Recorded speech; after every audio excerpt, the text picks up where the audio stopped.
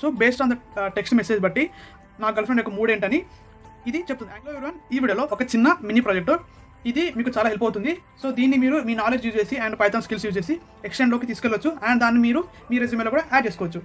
Project ఏంటంటే detect her mood. ఇప్పుడు నా గర్ల్ ఫ్రెండ్ ఉంది భయ, ఒక్కొక్క టైంలో ఒక్కొక్క టైప్ ఆఫ్ మెసేజ్ చేస్తుంది. ఒకసారి యాంగ్రీ ఉంటుంది, ఒకసారి న్యూట్రల్ ఉంటుంది, ఒకసారి హ్యాపీగా ఉంటుంది. సో ఇప్పుడు నేను తన మూడ్ స్వింగ్స్ని డిటెక్ట్ చేయాలి. ఇది చాలా సింపుల్, బట్ మీరు పైథాన్లో ఎన్ఎల్టీకే లైబ్రరీని యూజ్ చేసి మీరు ఎక్స్టెండ్లోకి తీసుకెళ్ళచ్చు. ఇక్కడ నేను ఫ్రమ్ టెక్స్ట్ బ్లాక్ నుంచి టెక్స్ట్ బ్లాక్ ఇంపోర్ట్ చేసుకున్నాను and then def detect her mood అనే ఫంక్షన్ రాసా అండ్ ఇందులో మెసేజ్ని పాస్ చేశా. అంటే మెసేజ్ మీన్స్ తను ఇచ్చిన మెసేజ్ని ఇక్కడ ఇన్పుట్ లాగా తీసుకుంటా and then analysis text block of ఇక్కడ మెసేజ్ని ఇచ్చా అండ్ దెన్ ఒక వేరియబుల్ తీసుకొని wear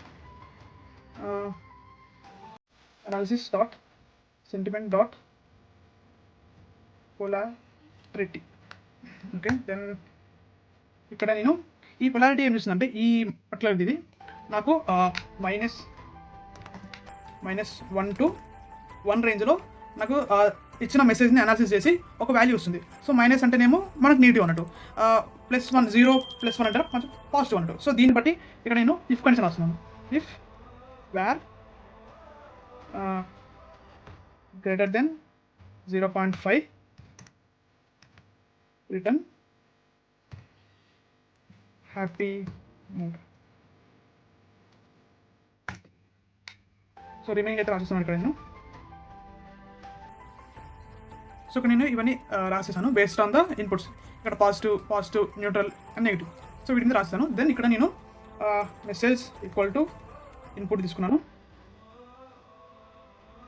enter message and then print of detect her mood message. ఇప్పుడు దీన్ని రన్ చేస్తే బ్యాడ్ అని ఇచ్చా, బ్యాడ్ ఇస్తే యాంగ్రీ మూడ్, అంటే తన మెసేజ్లో బ్యాడ్ కానీ ఉంటే ఇది యాంగ్రీ మూడ్లో ఉన్నట్టు నాకు చెప్తుంది. And again I'm running.